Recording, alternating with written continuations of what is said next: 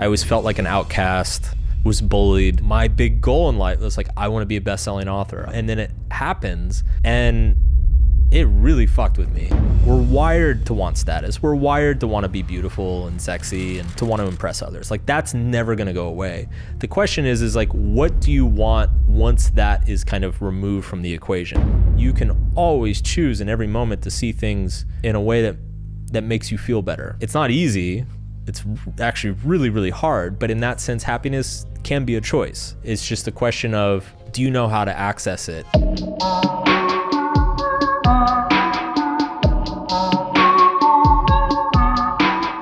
Mark Manson, the author of one of the best-selling self-development books of the decade, The Subtle Art of Not Giving a Fuck. I read this book many, many years ago, and I learned so much from it. So when they told me that Mark Manson was in London, we got in touch with him quickly. And I think this conversation is going to prove why. He is one of the most wise, honest, open individuals I've ever met. And one of the most remarkable things he says in this conversation was this smash hit book, which has sold more than 10 million copies, and I know you've seen everywhere.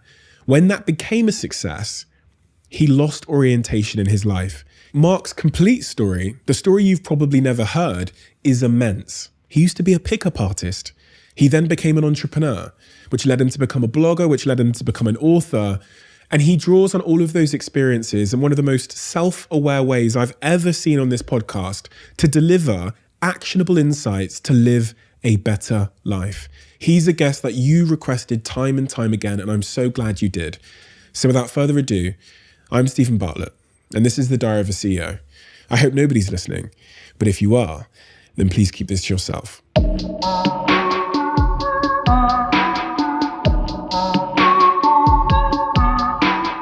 Mark, take me back to Austin, Texas in the 1980s-ish time when you were born. Oh, God.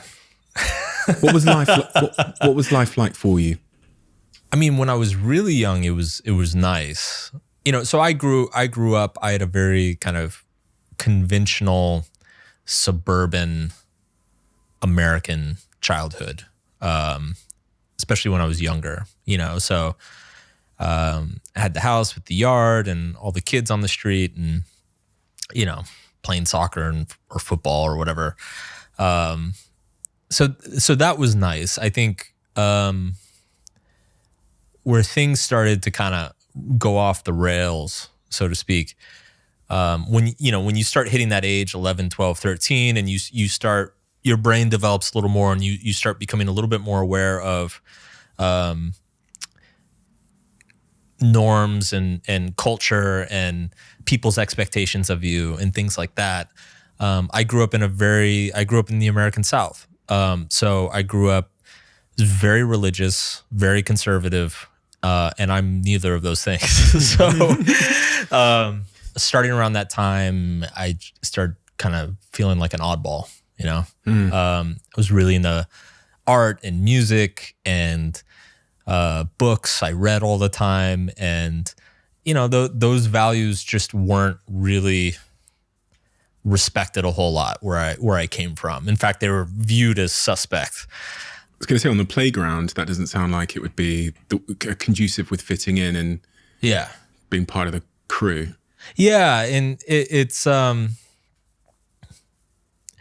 mean, it was a very conformist culture, but then there's a weird thing in the American South that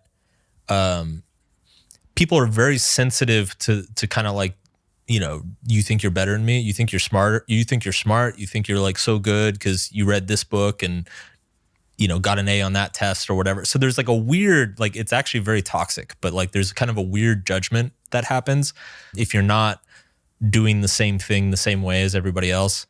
So yeah, I started to kind of become like the nerd / like loner kid. And this was the 90s. So of course I wore like band t-shirts and dressed in all black and like. That's all back in now. Yeah, I know, right? Thank God. Bad timing. I finally know what's going on again. I'm old enough to know what's going on again. So yeah, it was a weird adolescence. It wasn't a ton of fun. And I think by the time I was like 14 or 15, I was just like, I got to get out of here. I got to get to one of the coasts. And Were you bullied in school? a little bit. Not like to a dramatic extent, but yeah, definitely some like shitty experiences for sure. Did you have a lot of friends back then in school? No, I had a handful of like very, very close friends, you know, other guys who were weirdos and loners and in the music and stuff like that. And your parental dynamics, your parents, I read that they got divorced when you were around that age as well. Which was Yeah.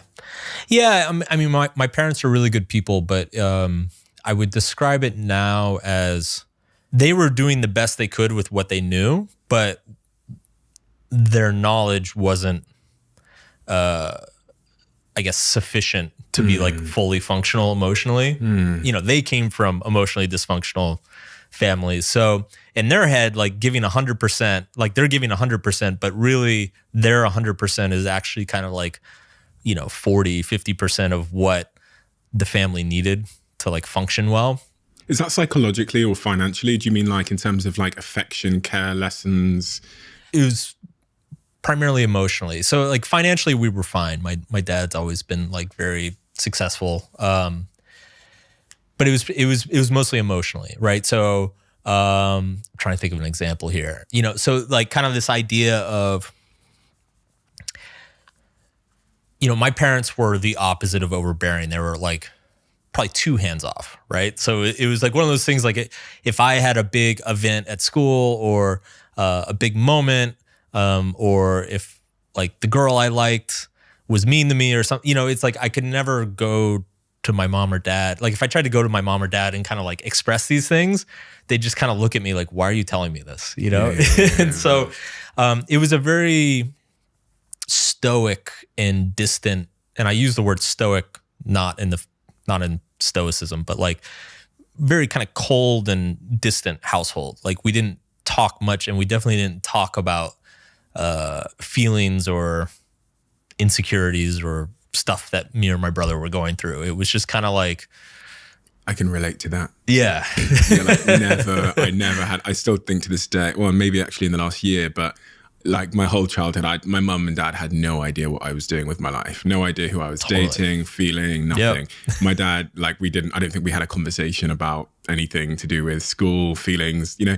So you kind of like, you're like left to your own devices and the internet to figure this stuff out, right? Which isn't the best source when you're like, it's like solving the problem with the same brain that got you into it. It's not always the best solution. When you zoom out on that period of your life and you think, what kind of like good or bad foundations were laid from the rest of my life? What are those lessons or foundations that were like, for me, it was like insecurity, and I thought money would be everything. And I thought validation from women would be everything. So but I think if there's one thing my family got right when I was young, it was money. So I grew up with wealth. You know, my father owns a plastics business. He's been very successful. So I mean, we had the big house and the pool and the nice cars and everything.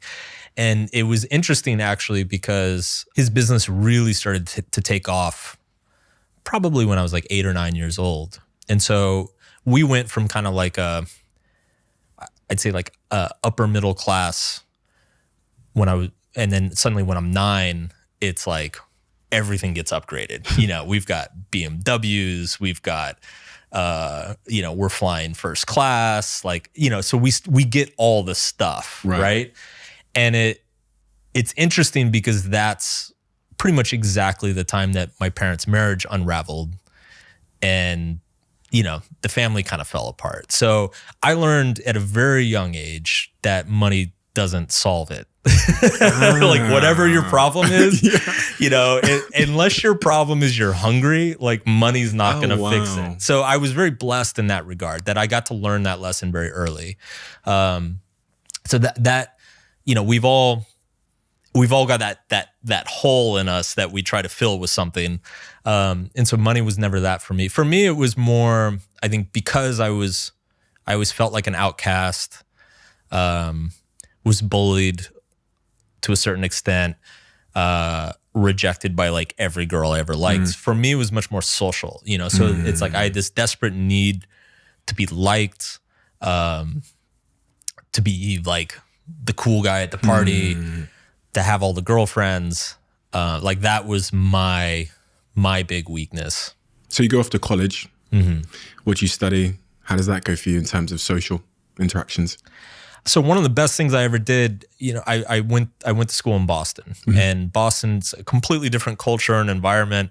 And it was wonderful for me because it's suddenly like the things I care about are now cared about by the people around me as well. So it's like they like that you're smart, and they like that you've read all these books, and they like that you're into like cool music or like some obscure band. So it was very socially transformative. Like I went from kind of being like the weirdo, nerdy guy to like having tons of friends and going to a bunch of parties and having a really good social life. And so for me, that was wonderful. It built a lot of confidence, but of course, like any insecurity, I overdid it. So I was that guy who was literally partying 5-6 nights a week, you know, like for like year after year after year. You know, I was always at the party. And did that compromise your academic ambitions or? A little bit.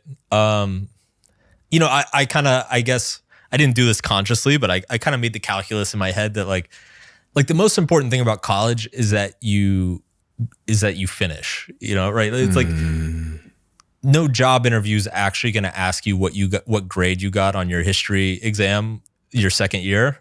All they care is that you have have the degree. So in my head, I'm like, as long as I get the degree, as long as like I'm safe in terms of like actually finishing, I'm okay. So I could kind of manage okay grades while, you know, drinking every night. So I made it work. And out of college, your first job, I heard you described it as kind of nightmarish, in like a finance job that you didn't like. So I've had one real job in my life. I went into finance. So I used to play a lot of poker in school, and all the guys I played poker with were going to go into finance. They wanted to work on Wall Street and do all this stuff. And I was like, cool, like I'll do that, you know?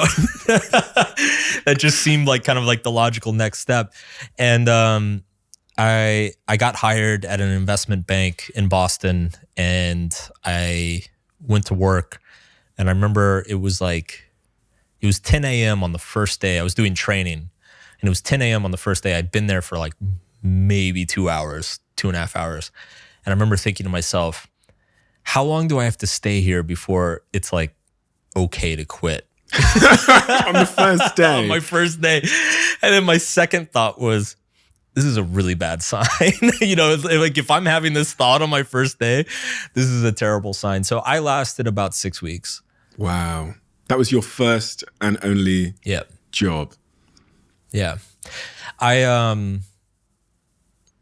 mean, the corporate world and I didn't really fit. And I've since learned that particular company was kind of notorious in the finance world for having like a soul destroying culture. But it was funny because I was basically just like a data monkey. You know, I was entry level. So like I'm just punching numbers in the spreadsheets and stuff all day. And there's this kind of awkward gap in the US markets. Like there's like an hour or two between when one market closes, when like the S&P closes, and then the NASDAQ closes like an hour and a half later.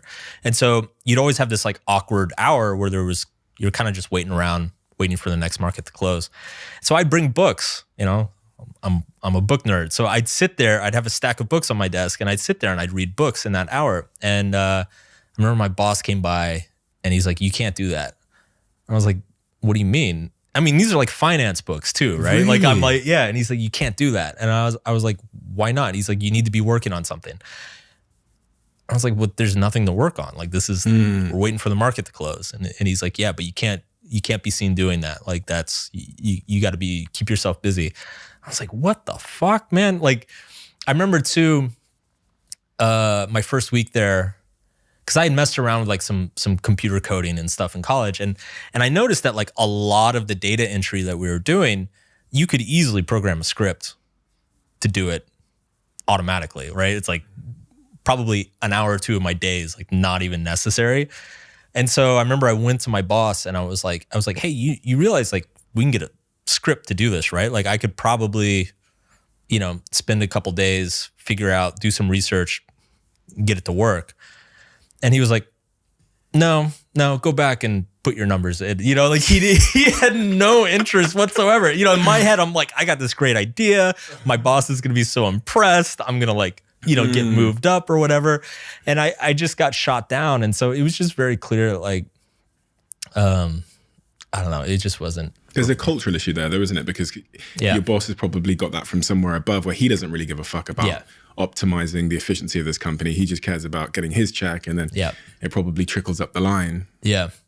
Yeah. And I remember kind of like so one of the books I read at the time was Tim Ferriss's 4-Hour Workweek. And that book was life-changing for me. But it's funny, I've always given Tim a little bit of shit about it because it was a bit of a double-edged sword, because the 4-Hour Workweek makes it sound so easy that it kind of like, I remember at the time, I'm like, wow, I could do that. Like, I'll do that next week. Like, why am I still here? So he made it sound so easy that it kind of gave me the courage to quit. But then of course, after I quit and I actually started to try to build a business online and realized how insanely hard it is, I became a little bit bitter. I'm like, damn you, Tim Ferriss, this is not easy. Like, I'm never going to work 4 hours.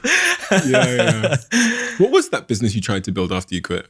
So I originally tried to create some e-commerce businesses, and try to basically kind of your classic spammy SEO blogs with affiliate links and stuff like that. And it was really like the whole goal was like, just get to 2K a month, and then we're going to Argentina. Like that was the, and then we're gonna party until our face falls off.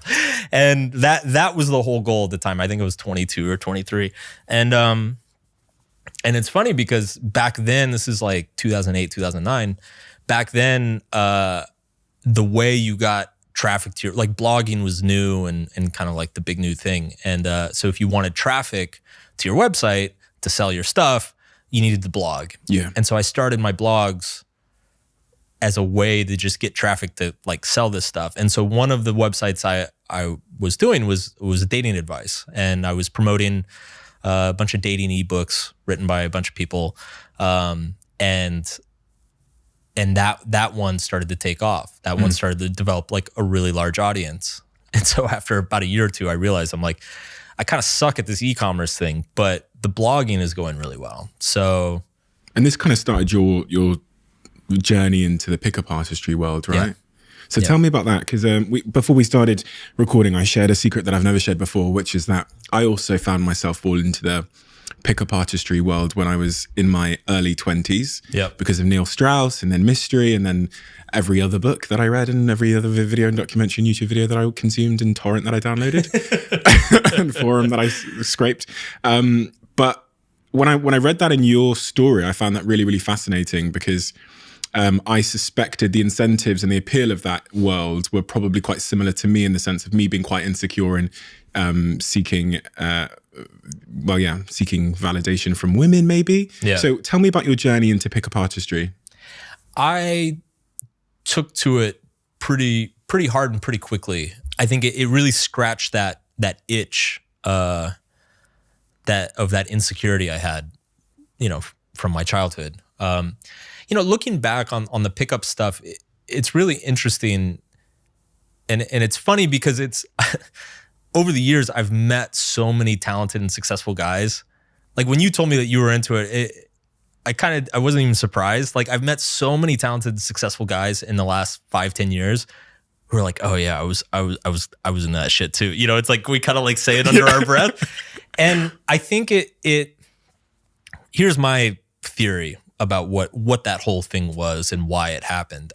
when I look back in the 2000s, self-help and personal development was still very different back then. Like, it wasn't socially acceptable for men to kind of get into, you know, feelings and trauma and healing and recovery and all this stuff. Like, it was still something kind of shameful. Like, your buddies would make fun of you for it if they found out that you were, like, if you went out and read, you know, like a Louise Hay book, or, you know, like I'm Okay, You're Okay. Like, if like your buddy caught you with one of those books in your bedroom, he'd start ripping on you for it. And there was something about making it about dating, sex and dating, that made it socially okay. Like, it's now it's like a cool thing to do. But really what it was is it was just self-help in disguise. Like, most of it, you know, for every pickup line or whatever there was, like, there was really useful advice about, you know, social skills, self-esteem, confidence, taking care of yourself, you know, hygiene, grooming, you know, and it's, so there was like so much good life advice there. And then, but there was also so much bad advice there too. So it was this very mixed bag, but I think it was just a lot of guys like you and me who were damaged essentially. And we're trying to figure it out. We're trying to kind of heal ourselves, but there was no other outlet available. Yeah. Today it's okay. I think it's way more socially acceptable for guys to be like, yeah, I want to work on myself. I want to, like, you know, it's cool now. Get in touch with my feelings. Yeah. And be a mature person and all this stuff. Yeah. It's like something people respect, but back then it was still taboo. And specifically at that age, for a guy, I'm speaking for myself here, but you're trying to figure out how to get laid. It feels like this quest in which no one has ever provided you with the blueprint or the roadmap. Yeah. And then someone whispers in your ear at some point that there's like a code. Yeah. Right. Like a simple solution to this complex problem. Yeah. And then you read it and you get into it and it appears to work. And you see men just like you having success in that because they've kind of learnt the code or the you know, they've learnt the instruction manual. So it feels like it solves this tremendous problem, but you're totally right. It actually helps you resolve a ton of things from the playground about self-esteem and why did that guy always get the girls and I didn't, right? Like the natural and and then things just started to make sense, and that made it really sticky and addictive for me. But were you in a relationship around that time? I had a relationship, for a couple of years around that time. And it ended badly? Bad breakup? So my first relationship pre-pickup ended horribly. She ended up cheating on me and leaving me for another guy. And so that was part of, you know, it was my first serious girlfriend, first love. And it ended basically as badly as a relationship can end. So I was heartbroken. I was also angry. And so that kind of also, the pickup stuff really spoke to that of like, this is why you had your heart broken. This is what you need to do instead. How did that impact you? Because we're talking here about like, I think we're talking about feelings of like rejection and self-worth. Because I remember my first relationship that ended really badly. The harm was all me telling myself that I'm not good enough and I'm a scumbag and I'm maybe not pretty enough or smart enough or masculine enough. Yeah. And that was all the harm. It was inside here. It's funny because I look back on that episode of my life. I think if that happened to me today, I would handle it fine. I mean, I'd be upset, obviously, and hurt, but I would handle it fine. I agree with you. You know, for me, when I look back, my understanding of relationships, love and relationships at that time, I call it the Disney understanding. You know, it was very naive. It was, you know, Prince Charming on the white horse and, you know, the princess and you live happily ever after, right? It was actually a very unhealthy relationship. She and I were both very, just very dysfunctional and immature, and we treated each other poorly.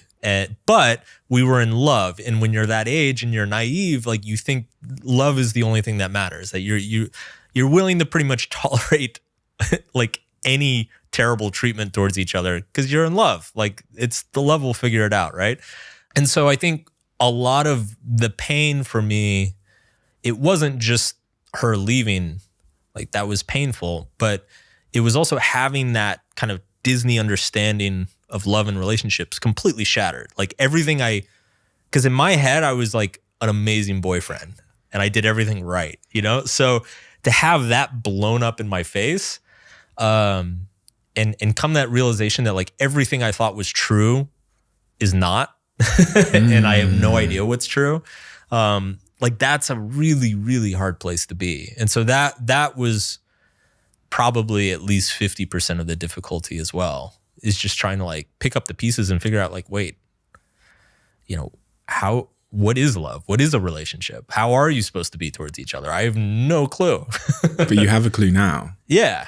So tell me. I mean, well, and Pickup was helpful in that regard. I mean, Pickup gave me a lot of bad, again, there was a lot of bad advice, but there was a lot of good advice. And I think I think people who, you know, every once in a while you meet somebody who like, they marry their high school sweetheart, you know, they meet when they're 14, they get married and they live happily ever. Like it's very rare. And people who, if that happens to somebody, it's a very fortunate thing. I think for most of us, what we have to do is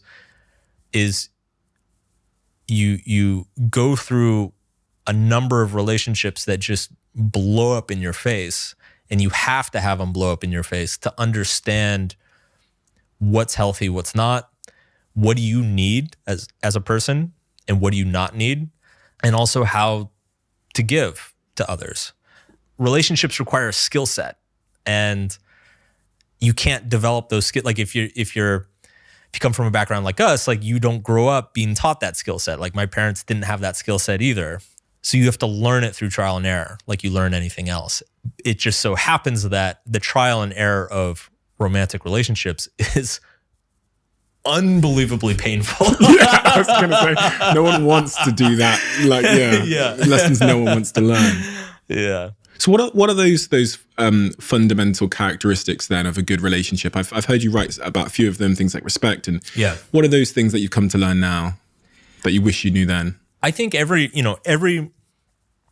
healthy relationship with somebody else, it starts with a healthy relationship with yourself, right? So if you don't respect yourself, and if you don't value your own thoughts and well-being and health, you're never going to be able to set the boundaries. You know, you're just going to tolerate poor treatment from others because you're going to think it's justified.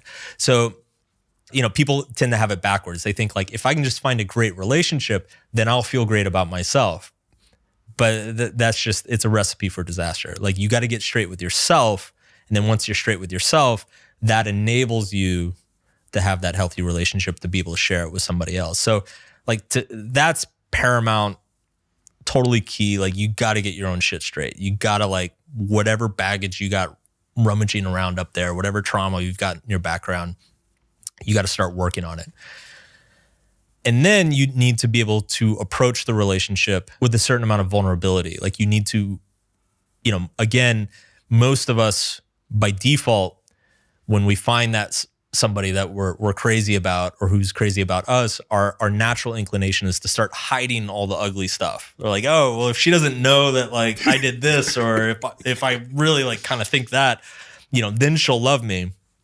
It's like, no, you have to come to the relationship completely open, saying like, hey, here's my list of issues, because we all got them. I'm working on them, because you're working on yourself. You know, hopefully we can work on them together, because obviously they're going to have their issues too. And so just that open dialogue is kind of necessary to even get things started. That's really where the trust and respect comes from, because like you can't, like if you're not sharing every aspect of yourself, then you're never going to trust the other person. Like if you're always kind of hiding something, you're never going to believe that they're actually loving you. They're believing the thing you're portraying to them. And so you're never going to trust it. You're like, oh, well, yeah, they're into me now, but it's because they don't know about this thing over here. But if you just come 100% with everything on the table, that's where the trust is you're able to start building the trust and actually, start from a healthy place. So what you said at the start, the first point, I mean, both points were perfect, but the first point really, it made me think about a million people I know that are in the mindset that if they can find a relationship, it will help fix their problems, but they are fundamentally like not ready for a relationship. So they go through this like vicious negative reinforcing cycle of like, they weren't ready for a relationship. They got into one, tolerated toxic treatment, smashed their self-esteem even more, which meant that they were even less ready for a relationship, but meant that they wanted one more because they wanted to fill the crack in their self-esteem with a person. And you see them on this sort of like repeated rejection cycle of these toxic relationships. And it's like going downwards because it's smashing their self-esteem more and more each time, which is making them want a relationship more and more, but making them less capable of having one. And I watch it play out on social media. I'm like, Jenny, stop. I'm like, oh, she's got another boyfriend. 6 months later, I'm like, oh no, it's yeah. But because social media, what it's doing is Jenny's waking up in the morning and she's seeing the card, like Kylie Jenner looks happy on that yacht with her boyfriend and this. So these happy people in front of me are happy because of their perfect relationships. And it's that awful spiral. So to say to someone, work on yourself. Yeah. It's like, well, no. It's the equivalent of like telling people who want to get a six pack to like eat vegetables. Yeah. It's correct, but it's the last thing anybody wants to. It's like, no. Give me the secret 5-day workout routine that's gonna, it's like, no, there isn't one. Yeah. It's interesting because these things they work, they work in an upward cycle and a downward cycle, and you just described like the downward spiral. But it also works the other way around too, because once you're working on yourself, and like the work on yourself never ends, right? So like once you are working on yourself and you find somebody who's working on themselves and you're able to communicate about it, then you make each other better. Yes. Which makes you feel even more confident and more proud of yourself and more solid in who you are, which then just enables you to work on yourself even more. And so it creates an upward spiral as well. Like one way, I told a friend a couple years ago, because he was kind of having trouble. He was like, I just, our emotions blind us, right? So it's like getting in that new relationship, like falling for that person, like it feels so good. And generally the way the brain works is like when something feels good, we convince ourselves that it is good. And when something feels bad, we convince ourselves that it is bad. And so he was like, it feels so good that like, I really think like that we are being honest and open and we are working on ourselves. And I think it's healthy. And then 6 months go by and I realize that it's completely toxic and a disaster. And so I told him, I said, the best way I can describe it is when you're in an unhealthy relationship or a relationship that's not quite working right, like you're not completely being open or on the same page, it feels like pushing a boulder up a hill. Like you're always pushing hard, you feel like you need to always be pushing to like kind of keep things stable and in place. Whereas a healthy relationship, it feels like pushing a rock down a hill. It's like you just give a little bit of a tug and it just goes. Flows, yeah. Like you don't, at some point, it doesn't even feel like you're putting effort into it anymore. I mean, you are working on it, but it's like every amount of effort that you put in is immediately being matched by the other person. And so it's like you no longer feel like you're just fighting constantly to like keep things stable. And your pickup artistry phase where you learned these lessons, eventually you came out the other end, as we all did. Yeah. My girlfriend's listening now. We all have come out. We're all well out of that phase. Let it be known. But eventually you come out of it, and you write about how you realize that wasn't a fulfilling long-term way to live. Yeah. Just, chasing women around nightclubs, trying to pick them up and ultimately trying to sleep with them, right? Yeah. And you'd slept with a lot of women at this point, and you decided it wasn't the life for you. No, what I started to realize, and this realization happened on a number of dimensions around the same time, because the business started doing well and I started traveling a lot. There generally anything, So in subtle art, I make a distinction between happiness and highs. And this distinction, it was pretty profound for me, because we tend to mistake highs for happiness, right? So meeting an attractive person or sleeping with an attractive person for the first time, that's a high. Making a bunch of money, that's a high. Having, winning an award or an accolade, or going to like some exotic vacation, putting it on Instagram, getting a ton of likes, like that's a high. And highs are nice. Like we all love having highs, and we do need a certain amount of highs in our life, but highs are not happiness. Happiness is actually kind of the inversion of that in a lot of ways. Happiness is oftentimes actually unpleasant. Happiness is, it's not the check that comes, from the successful product launch. It's the work that goes into that product launch. Happiness is the satisfaction. It's not like the peak, the super romantic date. Happiness is being able to like sit at home on the couch and not say anything and be completely satisfied. Like happiness is actually often very boring. And so in my 20s, it started with women and parties, and then it kind of went to business. I wanted to grow a big successful business, and then I did that, and I made a bunch of money, and then I traveled around the world, and I lived in all these crazy exotic places, and I started to realize that like these are just highs. And the thing about highs is that the more you get, the more you need to get that same feeling, right? So if you've never left your home country before, that first trip is like life-changing. It's incredibly impactful. But if you've been to 50 countries, going to the 51st, you're just like, yeah, that flight sucked. Like, like you're complaining about the taxi driver. Like, it's, because you need that much more to get that same hit. And so it becomes a very dangerous thing to kind of put all of your focus on these things because of that diminishing returns. It takes more and more effort to kind of achieve that same sense of satisfaction or pleasure. So I really started asking myself, like, what are the things that I'm willing to give up? What you also don't realize is that you have to give up a lot for those highs. So like, if you do want to party all the time and sleep with lots of people, you're giving up the opportunity to have a stable relationship with somebody for a long period of time. You're giving up the comfort that comes with that, or the security that comes with that. If you're traveling all the time and living all over the world, like you're giving up the stability of a community, of knowing your neighbors, of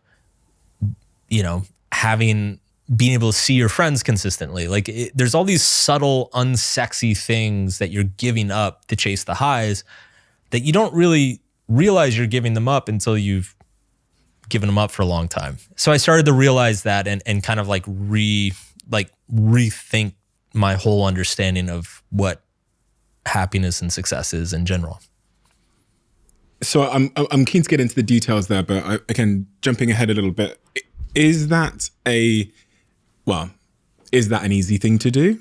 I guess would be my question, because when you've got that childhood force in you of like the insecurities and the social acceptance, and that's always going to be and it can rear its ugly head if those kind of insecurities are somewhat triggered even as an adult, and it can say, you need to fit in, you need to get by that thing, you need to travel, you need to be more successful. But then you've got this new set of like conscious values you're describing, where you're saying, well, no, I value these things, but then that little demon on your shoulder saying, buy the fucking Lamborghini. Like, do you know what I mean? Like, how do you? Well, I think a lot of it is,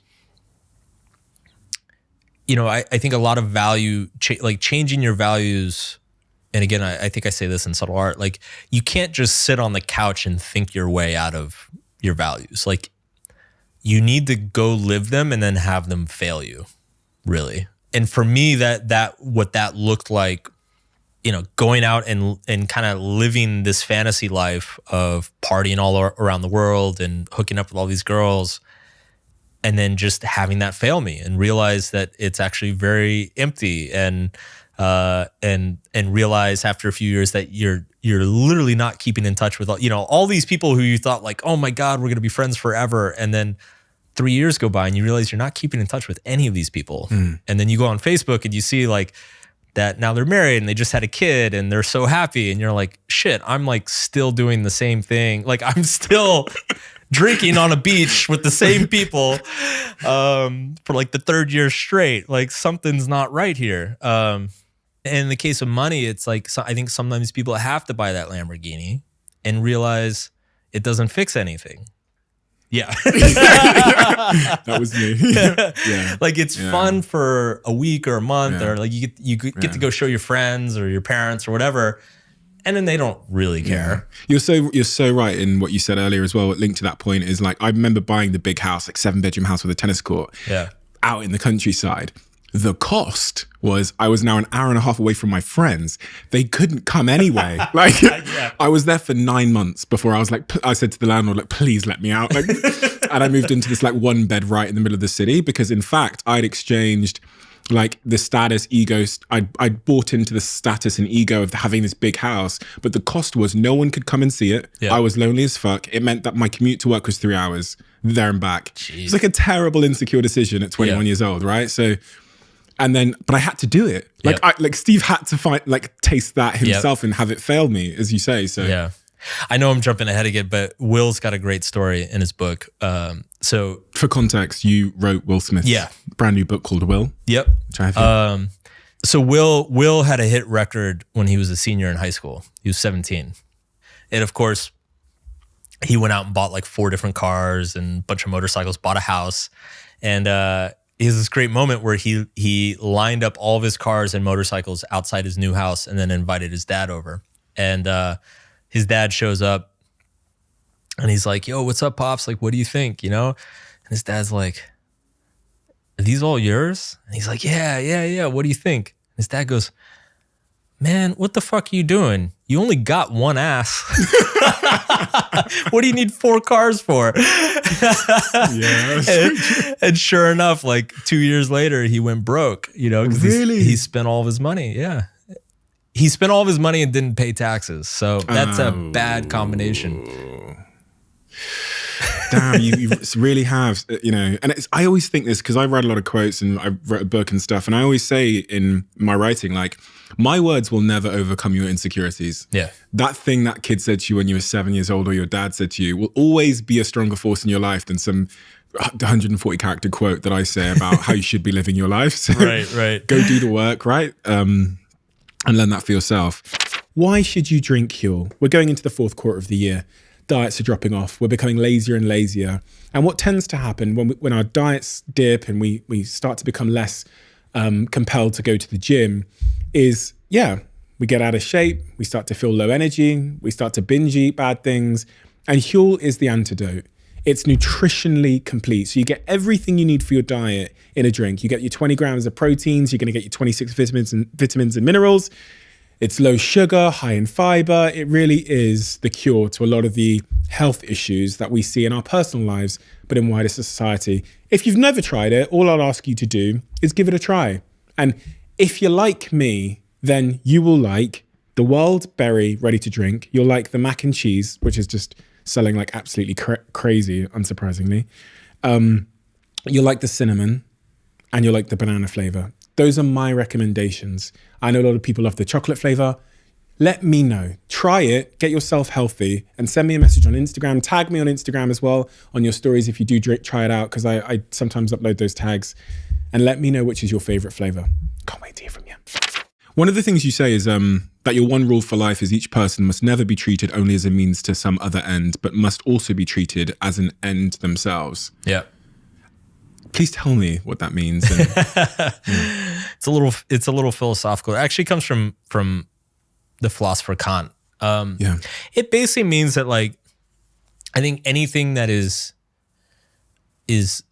unethical or unhealthy, it's because we're treating another person as a means to another end, right? So if you're kind of using somebody for their money, or if you're manipulating somebody to try to like get a job or a promotion or something. Or if you're just straight up like stealing from somebody or lying to them. Like in all of those cases, you're valuing some external thing, whether it's money or a car or prestige, more than the person themselves. And to me, it's just kind of like when I look at every useful piece of advice, whether in personal development or just how to be a good person, you know, how to be an ethical person, it all comes right back down to that rule. Like everything you do, it needs to be ultimately for the betterment of yourself or others, like making yourself a better person and making other people better too. And anytime you deviate from that, you're either going to get into ethical trouble or you're going to get into toxic relationships. Like if I've got a car that I'm selling and I know that it's faulty, yeah, but I invite someone over and I say, this is the best car in the world, please buy it. It's unethical. And you're using that person as a means to an end. In a personal development context, it's like if you're dating somebody, not really because you like them, but because you want to impress your friends, then you're using that person as a means to some other end, right? And it's like that relationship is going to go south really fast. Like it's going to get ugly. So it's not just ethical, it's practical. You know, Kant said it in ethical terms, but I just kind of realized that it's like all good personal development advice is essentially the same thing. It's like treat people well, like place people before money, before, you know, accolades, before attention or status. Like always put people first, and everything else kind of takes care of itself. And that's the long-term game, right? That's it's because in the short term you might sell the car. Yeah. But in the long term, your reputational damage and your general sense of feeling inside and which you see all the time in internet businesses, right? Like you see kind of those sleazy sales letters that are pushing a questionable product. And sure, maybe they have a big like $5 million launch, but they've just completely destroyed, you know, eventually all those people who bought are going to realize that the product is shit and they're never going to buy from you again. And so you made millions of dollars up front, but you've completely destroyed your brand and you're going to have to start over from scratch. Whereas if you kind of start with the people in mind and you focus on the good product, the good relationship, giving people good value, you make less money up front, but then those people stick with you forever, product after product after product. I was watching your conversation with Tom Bilyeu, and I found it really, really interesting and important because one of the things you talk about when we're talking about, you know, deciding what you want to do with your life, whether it's a business or you want to be a pickup artist or whatever it is the importance of asking the question why. And in the society and culture we live in, especially one that's so driven by comparison, where your values are almost being handed to you by Instagram and the Kardashians, like this is what you should value. Like I've almost felt, I remember one day a kid came up to me after I did this like big talk on stage and he said, I want to be a public speaker. And he was like 17. And you're thinking, but you've got nothing like, what are you going to talk about? And really what he's saying is like, he doesn't want to be a public speaker. He wants the admiration he thinks public speakers get, probably because he's insecure. Yeah. And so many kids, including myself as a young kid, we don't actually know what we want. We have no fucking clue. But what we probably want is not to be insecure and get laid. Like at the heart of it. And the pursuit of that, as you've described, takes us down a dark alley to the wrong place, usually a dead end as well. So how do I figure out what I actually want in my life without it being Kardashian noise or Instagram? Like what do I want and how do I find out? I think, so it's a tricky thing, right? Because again, I think you kind of have to get it wrong. It's like the relationships. You need to get a couple wrong before you know how to get it right. And I think it's the same in pursuing a career or finding a purpose in life. Like you need to get it wrong a couple times because we're experts at tricking ourselves. You know, it's like that kid, he wants admiration, right? But if you asked him in his head, he's like, no, I'm just really passionate about communicating with people. I love people. You know, and it's like, we all do that to ourselves. We all we find the admirable narrative to kind of explain what we want in the world. So I think you need to go through you need to hit a couple dead ends. You know, it's like that kid, he probably should go get on stage and give the speeches and get the applause, and then realize that the applause doesn't solve anything, that he's still just as insecure as he was before. Because then once he does that, then he'll be ready to ask that question of like, why do I want to do this? Like, why am I really doing this? It's almost a question you have to earn in a lot of ways. Interesting. You know, and I feel like a lot of people, they just want to start there. And it's like, no, you have to, like, because look, we're all like the Kardashian thing, right? Like the reason that stuff is so popular is because we're wired to value it. We're wired to want status. We're wired to want to be beautiful and sexy, and we're wired to want to impress others. Like, that's never going to go away. The question is like, what do you want once that is kind of removed from the equation? But I think mentally, to be able to remove it from the equation, you have to try to get some of it first and see that it doesn't work. If that makes sense. And what did you come to learn for yourself once you got that stuff? You had the money, you were, had lots of success in the field with pickup artistry, and you tried all of these things, and you tried the cars. And what did you come to learn that you value? Well, I had an interesting experience in my career, which we were joking about it before we went live, was like, I kind of had this realization. So I started the pickup stuff when I was like 21, 22. And then I started coaching and like teaching dating advice, probably when I was like 23, 24. And I got to like my late 20s, and it started to dawn on me that like, this is cool now, but in like 5 years, it's going to be really creepy. You know, like it's one thing to be a 25-year-old who's like taking a bunch of dudes out to like talk to girls in a club. It's very different to be like a 35-year-old guy who's taking out a bunch of dudes to talk to 20-year-old girls at a club. Like, it's a much different look. And I also just realized, I'm like, I don't want to do this forever. Like, this is fun, but like this is actually not fulfilling in any way whatsoever. Like, I need to find what my next thing is going to be. And during that period when I was doing all the dating relationship advice, I started to realize, especially like a lot of clients, a lot of guys who hired me, you know, I'd take them out to the bar and we'd talk to some girls or whatever. But after a year or two, I realized like what these guys really need is a therapist. You know, it's their problem. You know, they're good guys. Like they're smart. They're like, they've got a good job. They're a little bit nervous talking to a girl, but like, who isn't? What most of their problems were is like very deep-seated insecurities, emotional issues, and they hadn't dealt with it yet. And so the last couple of years I did that job, I would kind of just take the guys to the bar as an excuse and then sit down with them and be like, okay, let's like, what's really going on in your life? You know, let's get into, why do you feel so insufficient or unworthy of, you know, dating her or talking to her or whatever. And so I kind of realized that like, you know, what I should be writing about is this stuff, you know, the 3 best first dates, or like how to get her to reply to your text every time. Like, I was writing stuff like that back then because it got traffic and it would get sales. But I'm like, that's not what people actually need. That's not what they need to hear. What they need to hear is kind of this deeper stuff about self-esteem and self-worth and vulnerability.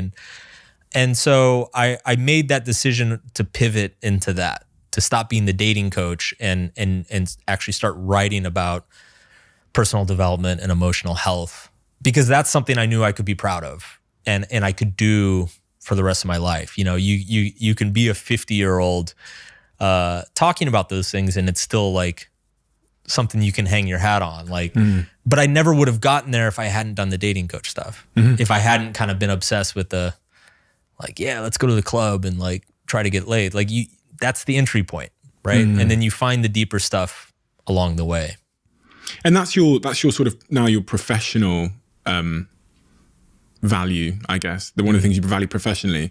But in terms of like holistically, when you look at your whole life, what are the things where the values at the heart of Mark that allow him to be, you know, fulfilled, stable, and yes, sustainable, like the sustainable values Sure. that you think can last you. Because of these values, I will be somewhat, content and fulfilled for the next 30, 40 years holistically. Gotcha.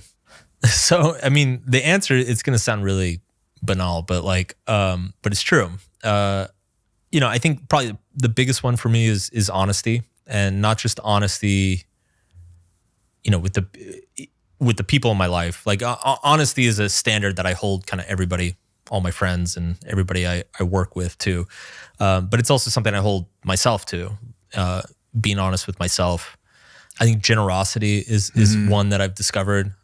Again, it's one of those things that when you do make all the money, like you do make a buttload of money, you learn that it's so much more fun to spend it on other people than it is yourself. Like it feels so much better, and it means a lot more. Like it creates those really powerful moments that you do remember for the rest of your life.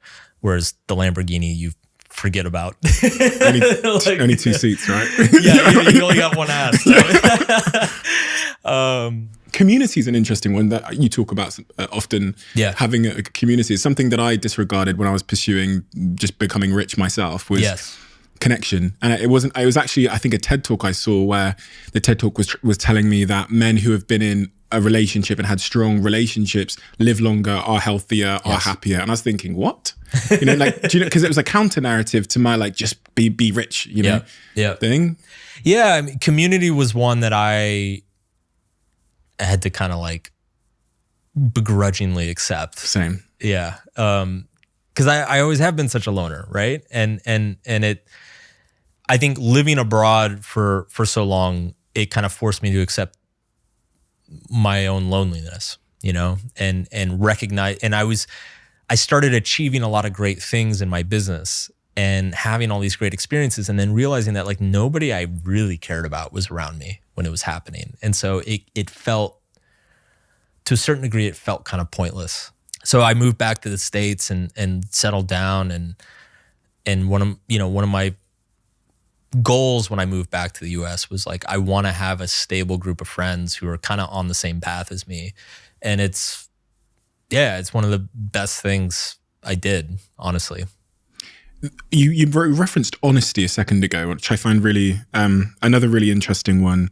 It's so when you said honesty, what I understood was being honest about who I am, what I feel, what I think, what I'm passionate about, and stubbornly and unnegotiably protecting my right to be my true self in life. And that, again, it allows a lot of the toxic, insecure stuff to fall away and just wear what you want, be who you are, et cetera, et cetera. How important has that been for you in terms of just being your true self every day of your life? And is there any tips or tricks you have for, especially someone like you who's in high demand and there's lots of people asking you to do lots of things and be lots of things? And how do you defend that above all? Honesty, first of all, you can't be your true self without honesty. If you're not being honest with yourself and about what you want and what you care about, you're not being your true self. You're deluding yourself. And a huge cornerstone of my work in general is just all the ways we delude ourselves, because we delude ourselves in a lot of different ways. So to me, it's a constant work in progress. It's almost like a mental habit that you build. One of the tools is what you mentioned earlier, is constantly asking why. It's why am I taking this job? Why am I saying yes to the speaking opportunity? Why do I want to write email newsletters? Or why do I want to build my Instagram following? Really, why? And try on different answers. Always try on the answer you don't want to hear and see how it feels. See if it feels true or not. Kind of coming back to the community point, when you do find some like-minded people, people who are also kind of dedicated to honesty and being self-aware, they can be great sounding boards. I mean, my wife is always the first one to tell me when I'm full of shit, which is great. Obviously I don't like hearing it in the moment sometimes, but sometimes I'll tell her something and she'll be like, are you sure about that? She'll kind of start challenging me on it. And, and I've learned to to take that well and take it seriously. So that's kind of the first part, is like, it's something you continue to cultivate throughout your life. Your second question was about bringing that honesty kind of into the world, especially dealing in business dealings and people who ask things. Mm-hmm. And it's hard, like, it's interesting because I wrote about this in a newsletter once. It's like, when you're starting out, you kind of have to say yes to everything. Like, it's like you're desperate for opportunity. And so you're just always saying yes, yes, yes. And then a weird like transition happens at some point where you have to start saying no to people, or else you're just going to lose your mind. Because there's just way more opportunities than you can ever handle. And so you have to, like, learning to say no gracefully, I think, is a very important skill in business and in life. Like, being able to like let people down. And in the business context, actually in the personal context as well, what I've kind of found to be like the easiest way to do it is I kind of create rules for myself. And I don't know what it is, but when you tell people I have a rule and this is why I'm saying no, they take it really well. Like, they actually respect it, you know? So it's like, if somebody comes to me and they're like, hey, I've got this event, this like charity event, it's going to happen this month, you know, would really love if you were able to like do a video for us or come out or whatever. And it's like, you know, I really don't want to do it.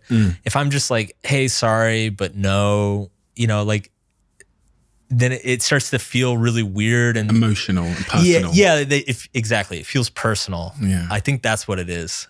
Because, and they're like, oh no, but like, we really want you, and like the kids are gonna love it, and blah blah blah. And then you're like, God, I'm a horrible person, and you know, and they're kind of thinking like, wow, Mark Manson's an asshole. And but if I go to them and I'm like, look, like, my rule is I do 4 events a year. I'm already booked. I'm sorry. Then it was the principal that let them down, as opposed to the, you know, exactly. And they're like, oh man, I should have emailed sooner. You know? He wants to do it, but the principal said no. Yeah, but it's true. It's like, I'm not lying. It's just I create a rule for myself. You know, another rule. It was a really popular article I did. Is if it's not a fuck yes, it's a no. And so what I've learned is that a lot of times turning people down, I'll say like, look, I have a rule for myself. You know, if I'm going to do something, I need to be a fuck yes about it. Like, I need to be all in and 100% like dedicated to it. And I said, I'm not feeling that with this. I wouldn't be able to give it my full energy and attention and it deserves that. So I'm going to say no, you know? And so when you put it that way, they're like, huh, good guy, Mark Manson, like looking out for me, you know, like, so there's like, I think there's some tactic, there's like good and bad ways to say no to people. One of the other things that I really loved when I was reading all of your work is this undercurrent of personal responsibility that runs through everything. And in our society, for whatever reason, people don't like that. Some people really don't like that idea of personal responsibility, that you might be, more so than you believe, responsible for the circumstances of your life. Because for some people, that turns the mirror on them and says, you've got no one to blame. Sure. It's not the government. It's not this, your uncle, whatever. It's the decisions you've made. And for some people, that's a motivating thing. It's liberation. It's, oh, I'm in control. Okay. But it feels like some people would rather there be a puppet master to point to. So what's your beliefs and thoughts on personal responsibility, the importance of it? And if you can as well, like why some people hate it? I think, to me, responsibility is kind of like the core understand. Like if there's no personal responsibility, nothing else is ever going to work or improve. You know, to improve anything, you have to believe you have some sort of power or influence on it. And if you have some sort of power or influence, you're responsible for that power and influence. So if you just reject the idea that you're responsible for an area of your life, like if it's like, I'm not responsible for my shitty relationships, it's all their fault, you're basically disempowering yourself from ever improving them, because you're rejecting the idea that you have any influence on them. I think the reason, or one reason why people really kind of bristle at the idea is I think we tend to mistake responsibility and fault, right? So if I'm like a typical dumb American and try to cross the street in London looking the wrong way, and I get hit by a car, it's not my fault that I got hit by a car, but it's still my responsibility. Like I still need to take control of my recovery. I need to like take care of my body. I need to decide, what I'm gonna do. There's a responsibility in every moment, because in every moment we're choosing what to do, what to perceive, what to believe, what to focus on. Like that choice is happening every single moment. And because that is a choice, there's responsibility for that choice, right? I use the example in subtle art of like, if somebody left a newborn baby on your doorstep, it's not your fault that there's a baby on your doorstep, but it sure as shit is your responsibility. Like you have to do something. Like you can't just shut the door and be like, not my baby, like it just doesn't work that way. And so I think particularly people who have had a lot of bad things happen in their life and those things are not their fault, it's very, very difficult for them to accept responsibility because, well, for a couple reasons. One is it's once you accept responsibility, it means you have to do something. You have to change something. You have to change your perspective. You have to change your actions. You have to change your beliefs. And all of those things are very uncomfortable. But I think the other thing is that a lot of times people get very attached to their stories, right? So a terrible thing happens to them. It kind of fucks them up. And that becomes their identity. Like that's how they get sympathy from other people. It's how other people know them. It's the basis of a lot of their relationships. And so they're actually afraid to let it go, right? Like it's actually a scary thing to let go of that identity. So yeah, it's a hard thing to do, but we all have to kind of go through that struggle. It's really interesting. It's it's something that I see a lot in our culture at the moment, specifically with young people, because I think Instagram has created more of a community for that kind of like, I'm going to just be honest, that kind of like self-pitying, blame, and the algorithms are now kind of reinforcing that. And, you'll get more likes if you do it's, that I heard it referred to as the victimhood Olympics. Yes, exactly. Yeah. Which is like, oh, you win. You've had the worst shit happen to you. Here's your medal. One of the kind of self-development tropes or like, piece of advice I hear often that's linked to that is that happiness is a choice. How do you feel about that phrase? I think it's fundamentally true. Obviously, I think it's a little more complicated than that.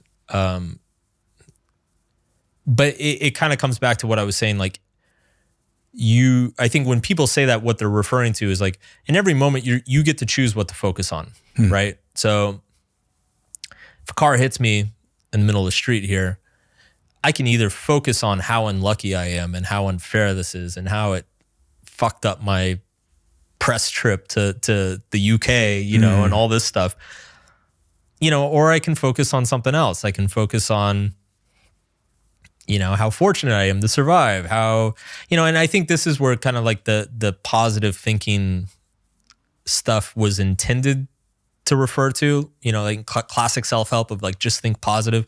Like this is what it was trying to say, but it kind of got distorted and turned into this weird delusional thing. But it's basically like, in every single moment you are choosing how to see things. And so in that sense, you can always choose in every moment to see things in a way that makes you feel better. And it's not easy. It's actually really, really hard. But in that sense, happiness can be a choice. Like it's always within your power. There's no person on earth that the happiness has been removed from their brain. Like it's all in there. It's all in you. It's just a question of, do you know how to access it? And will you access it? Will you choose to? And one of the things that does feel like a choice linked to that is the expectations that we we choose for life. And you write about how expectations can really be a curse of happiness. Yeah. How do we, so why are our expectations a potential curse, and why are they dangerous, and how do we set better expectations then? Well, expectations are dangerous because, I think I forget who came up with it, but I think there's this like old equation where it's like happiness equals reality minus expectations, So if you have these like huge unreasonable expectations for yourself, you're always going to be disappointed. But then it's a double-edged sword, because if you have like tiny expectations for yourself, then you're not going to try to do anything. So like there's this weird balance where, I mean, I prefer kind of like more the Buddhist take, which is like, just don't have expectations. Like, just don't expect anything. Like, is that possible? No, but but it's kind of like honesty, right? Like it's you never completely get there, but you should still try. And it's particularly useful, I find, in managing anxiety, because anxiety tends to come from just either irrational or outsized expectations, right? So it's like you're about to go on stage and talk to a bunch of people, and your expectation is like, I'm going to bomb, I'm going to look like a fool, like people are going to laugh at me. And it's because of that expectation that you start feeling a lot of anxiety, start feeling terrible. Whereas if you just kind of take the expectation of this is just another moment, it's going to happen. People are probably not going to remember it. Like it just is, it's going to be whatever it's going to be.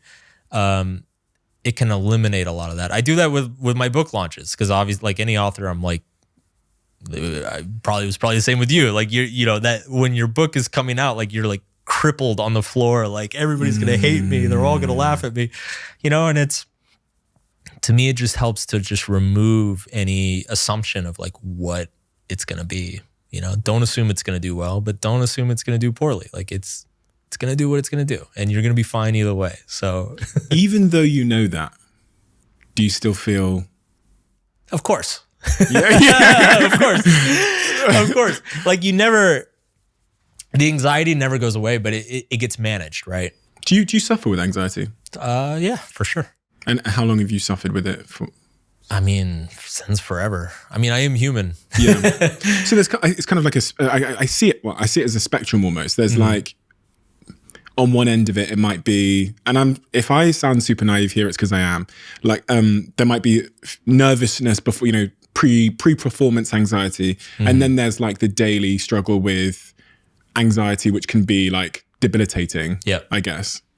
Yeah, I think the way most people look at emotions, they look at emotions in terms of intensity. And I think that's not the right way to look at it. Like everybody feels anxiety. It doesn't matter. Like the most confident person on the planet feels anxiety. It's what's different between somebody who seems very confident and somebody who seems debilitated is that the person who seems confident is managing their anxiety very well. They're channeling the anxiety very effectively into their actions and behaviors, whereas the person who's debilitated by it is not.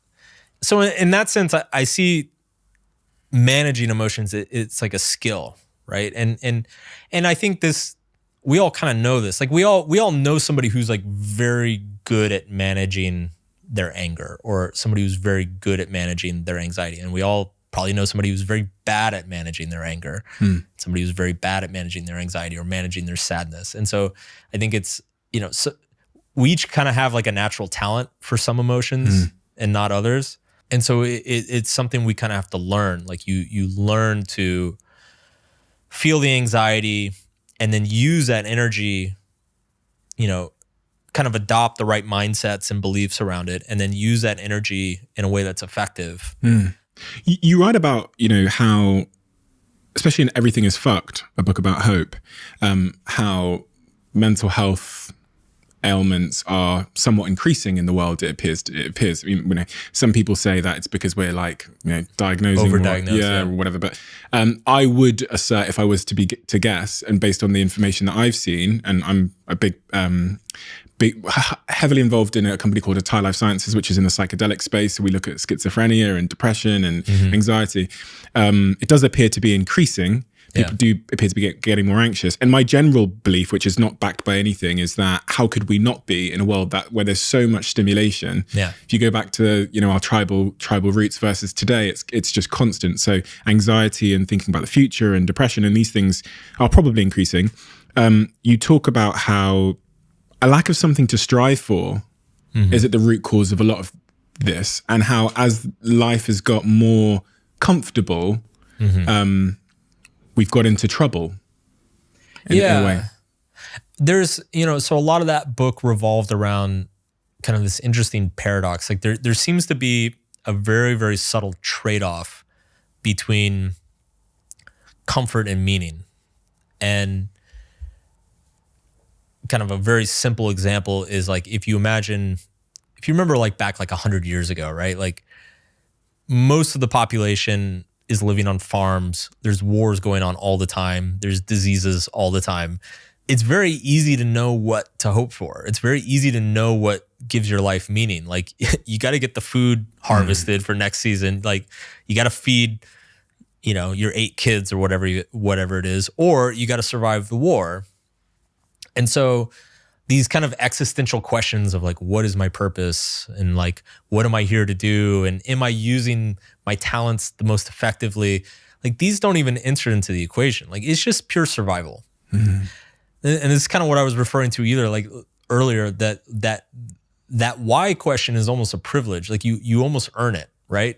And I think our society has become so affluent and comfortable that we're starting at that why question, right? So it's if you're a young person today, you've grown up with this incredible technology. You have access to all of the information in the world. You're more educated than anybody in human history. If you are fortunate enough to go to university, like you're going to have tons and tons of career opportunities and job opportunities. So this question of like, who am I? Why am I here on earth? What am I meant to do? Is this the best use of my time? Like these are really fucking hard questions to answer. And we're hitting people with them when they're like 16, 17. So to me, it makes sense. And to me, it's like, it's a very silent cost of our affluence and comfort. Makes perfect sense to me.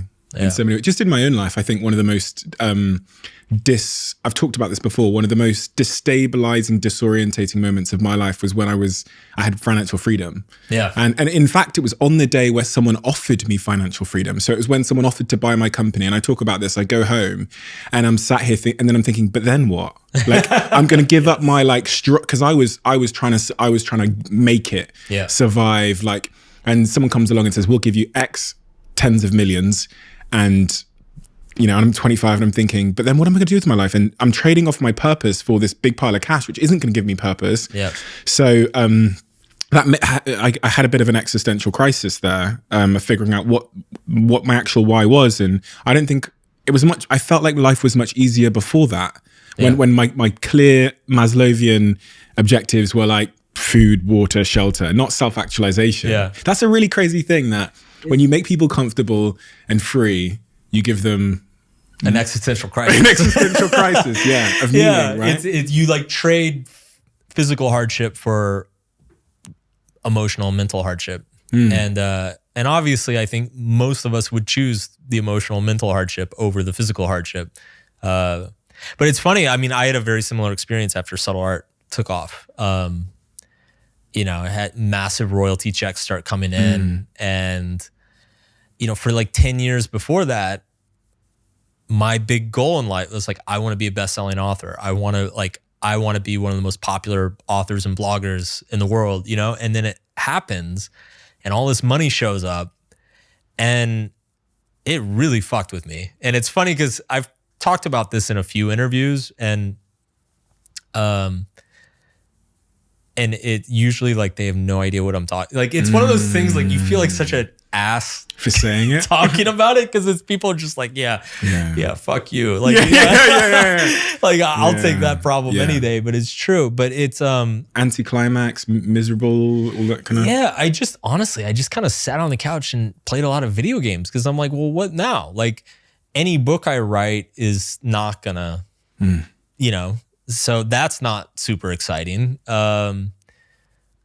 All like grinding on my internet business, which I had been doing for 7 or 8 years up to that point. It's like suddenly like I've got more money than I ever expected. So it's like, okay, I don't need to grind that hard anymore. So what do I do? Like what am I really doing? Again, it comes back to like earning that why. Like I really had to ask, like, what am I really doing this for? Like I believe in the message of the book and everything, but again, like you kind of alluded to, like when you're coming up, it's very exciting and it's very easy to know what you're gunning for. Like you've got the North Star orientation, and you've got nothing to lose, right? Yeah. You know, it's like business fails, whatever. Like I started broke, I'll be broke again. Like, you know, like let's make it happen. But then once you get there and you're like, shit, I've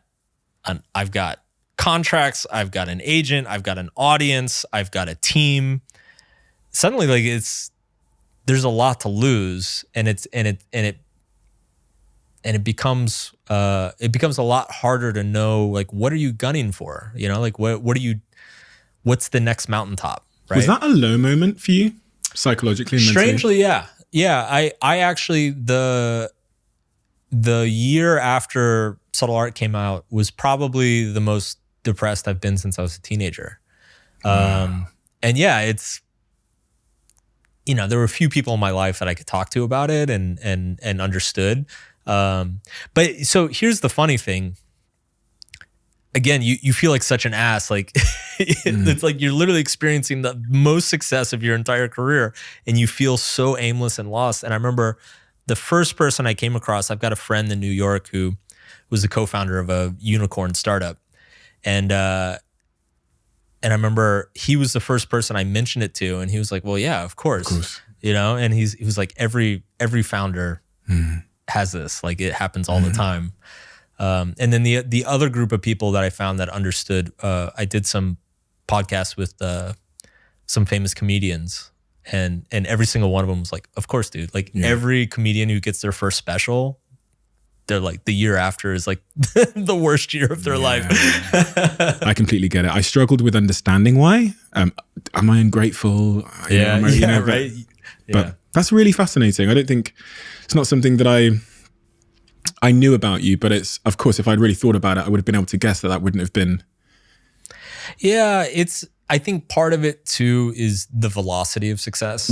Yeah. I think if it had happened more gradually, because like my online business, right? Like my online business basically grew like 10, 20% a year for like 8 years straight. So it ended up being making a lot of money and but it was, each year was like 20% better than the last year. So it's like my mind had time to adjust, but then this comes along and suddenly you're like, you know, 500xing or 200xing whatever you were at before.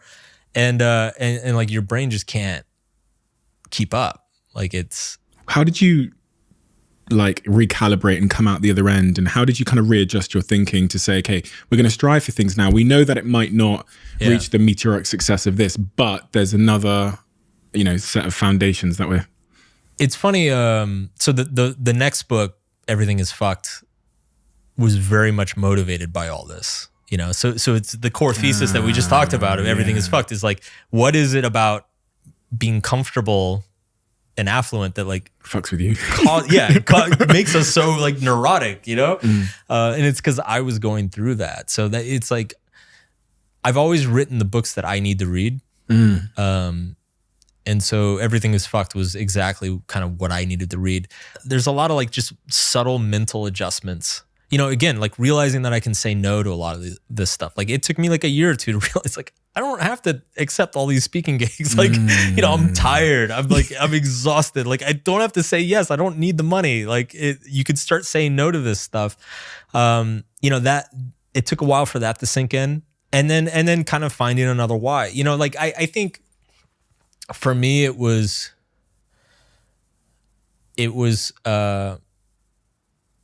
you know, so much of my identity and I actually didn't realize this until the pandemic. But like so much of my identity was kind of wrapped up in like being the upstart internet blogger who's kind of like, overcoming, somehow overcomes the odds and becomes this huge best-selling author. Like a big part of my identity was wrapped up in that. And I realized that holding on to that was not helpful. It was actually that was a big part of what was making me miserable. And so letting go of that and just kind of accepting like, okay, I'm an author now, but maybe I won't be forever. Or yeah, I'm an internet entrepreneur, but maybe I won't be forever. Like, it doesn't. You're not your label. Exactly. Like I can go do anything that I want. Like I'm not like beholden to this narrow lane that I lived in for so long. And so kind of coming to that realization was actually very, very helpful. So 2 points there then. You talked about finding your new why, coming out of that. And the other point was about learning to say no. Let's start first then with learning how to say no. You're in a phase of your life now where you're between projects. Yep. Right? You've been working very hard for a long period of time, as you said, before we start recording, 6 years. And so how do you fall? So 6 years of working very, very hard. Your projects have been ticked off. Obviously, you're in the UK on your press run. Will's book's coming out, which you've just written. So how do you approach switching off and that phase of being in between work in a culture and amongst a narrative where you should always be climbing and working, or for some reason that feels like it's connected to our sense of worth, right, in society, if we're not working and we're not striving. Yeah, I think so. The kind of that hustle culture, right? Like, I think there is value in that. Like, I'm extremely grateful that I did learn to work really, really hard, like ridiculously hard. I think that's a very valuable life skill. And for people who are young or starting out or starting their business, like I think it's incredibly valuable to learn that and to cultivate that. But I think kind of what I've discovered the last year or two is like, there's a lot of value in also learning how to find the off switch, because it's very easy to kind of become compulsive about work. And also develop kind of a this irrational belief that like if you stop, it's all gonna disappear. It's like, oh, if I take a week off, like all the traffic's gonna go away and the book sales are gonna stop. And it's completely irrational. But like it's when you're caught up in that constant hustling and striving, like that's what it feels like. To me, I finally hit a point about midway through this year that I had no major project. Like the Will book was done. I just did a documentary in New Zealand, like that, like all the shooting for that was done. And then my next book isn't due to Harper for another year or two. And originally I was going to start writing that immediately, but then I took a couple of weeks off and I'm like, oh my God, this is so good. Like this is so good. Right? Yeah. And so I decided to kind of just take the rest of the year off, from any major project and just kind of basically work kind of part-time and manage my online team. And it's been wonderful. Like the world doesn't collapse. And it's been so recharging for me, not just like in terms of energy, but creativity. And then also kind of this identity piece that I was referring to, like, it's only by getting distance from something that you're able to disidentify from it. Like, if you're working on something 12 hours a day, you're going to identify with it. Like, it's impossible not to. But then when you pull back, you're actually able to sit there and kind of ask yourself, like, do I want to be an author forever? Do I want to have an internet business forever? Do I want to go, do I want to start doing more celebrity memoirs? Do I want to try to work in film? Like, what do I want to do? Like, what's the next why? And I think this is like a really important point that doesn't get talked about enough, is that like there's not this predetermined why out there that just exists forever. Like your why is always changing. My why when I was 25 was get laid, make money and get laid. And then my why in my 30s was become a big author and super successful and get a lot of attention and accolades. And I'm realizing that like my why in my 40s is probably going to be something else. And that's not only is that okay, but that's actually exciting now. What is it? I don't know. I don't know. Suspicions? I really, so here's the thing. After Subtle Art, I kind of lost my why, but I freaked out. Like it terrified me because I think I was still in that mindset of like, this could go away at any moment. And, you know, and now I'm at a place where I'm like, no. Like, I'm good. You know, it helps that the book is still selling really well. You know, 4 or 5 years later, the Will book is doing super well. You know, so it's like, I'm good. Like, this phase of my career is solidified. And as soon as I kind of like became confident in that, the why question went from being scary to just exciting. It's like, I get to go play. Like, I can just screw around. Like, I can spend a week just like screwing around with crypto, and like nobody can tell me not to. Like, it's like, is this a thing? I don't know. Maybe it will be, maybe it won't, you know, or I can screw around with a screenplay. I feel like I'm like a kid in a sandbox, you know? So interesting that you've got to that point where you can have freedom without a sense of meaninglessness. Yeah. Which is really interesting. And maybe that's because you have got some projects in the future. You do have a book coming up. I do have another book, yeah. But I'm trying to understand what's got you to the place where you can now have the freedom without it being disorientating and I think the thing that changed, honestly, is the confidence that I can do it again. You know, it's, I think one of my deep-seated fears when Subtle Art blew up was like, this is a fluke. I got lucky. So as a result of that, so much of my motivation was like, don't lose it, right? Like, keep fighting, keep posting online, keep writing newsletters, keep the books coming, like promote the shit out of them. You know, we don't want to lose this. And then I think I kind of hit a point where I'm like, I don't need to fight for it anymore. Like it's not going to go away. You know, I earned it. It's going to stick around.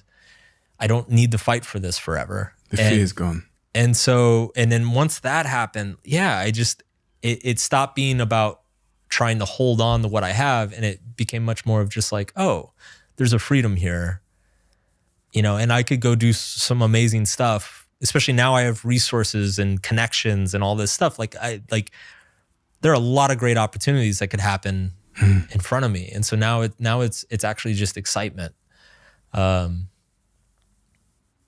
Yeah. So we just have a tradition. The previous guest leaves a question for the next guest. Okay. Our last guest wrote for you. Yep. What is your favorite quote? My favorite quote is from David Foster Wallace. He said, "You'll stop worrying so much what other people think of you when you realize how seldom they do." It's kind of dark, but also liberating. And it requires no explanation because it's so interlinked to what we've been talking about. Yeah. Thank you so much for your time today. Your books have been so refreshing in this space because they're so real.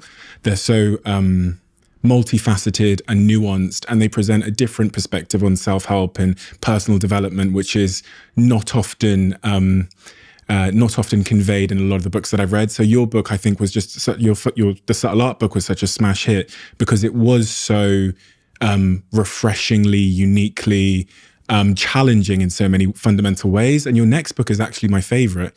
Your book after that about hope and about meaning was so, from the narratives that we share, was so on the money for me because it answered a lot of those fundamental questions about meaning and the need for struggle, which again, people in our society don't appreciate the need for struggle. The work you're doing is amazing. And your new book with Will is more of the same, and I can't wait to get stuck into that book as well. Thank you for your time today. Honestly, you're one of the people in my life that I genuinely was so excited about meeting because of those common narratives, and yeah, you're doing a real service to our society. So thanks, thank man. you. Appreciate that. Thanks. Yep. Quick one. Can you do me a favor if you're listening to this and hit the subscribe button, the follow button, wherever you're listening to this podcast? Me and my team use that as an indication of whether the episode is good or not based on how many new followers and subscribers we get. Thank you so much.